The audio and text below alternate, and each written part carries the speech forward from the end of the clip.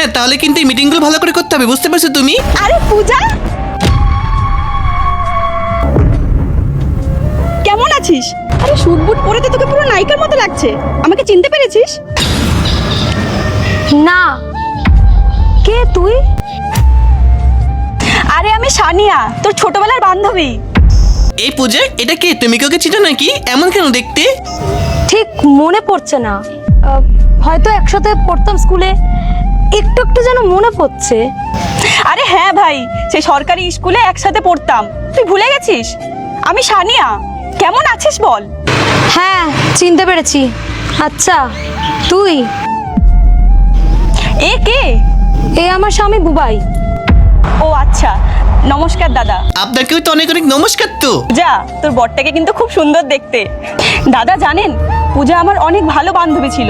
ছোটবেলা থেকে একই ক্লাসে পড়তাম। আমরা ওই মাধ্যমিক পর্যন্ত একসাথেই পড়েছি। জানেন, আমার বাবা এই ঝাড় দেওয়ার কাজ করতে বলে আমাদের সাথে কেউ কথা বলতো না, সবাই আমাকে ঘেন্না করতো। কিন্তু পূজা সবসময় আমার কাছেই থাকতো, খোঁজ খবর নিত।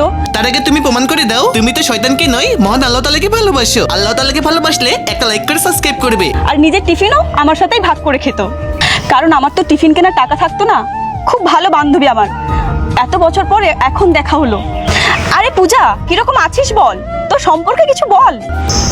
আরে আপনি কি জানেন না, ও তো এখন অনেক বড় মানুষ হয়ে গিয়েছে। তো ও তো একদমই তো আমার টাকা চলে না, ও তো নিজে অনেক বড় একটা আর্নিং সোর্স আছে। তোর ও তো অনেক কোটিপতি। তো ও তো এখন নিজে তো প্রতি মাসে লক্ষ লক্ষ টাকা ইনকাম করে, তো ও তো কোটিপতি হয়ে গিয়েছে। ও তো এখন বিরাট ব্যাপার। পূজার সেই পূজা নেই তো, পূজা তো শুধুমাত্র নিজের চেষ্টাই তো অনেক বড় জায়গায় যেতে পেরেছে। তো আমি তো অনেক খুশি ওর প্রতি। জানতাম আমার বান্ধবী একদিন অনেক বড় হবে।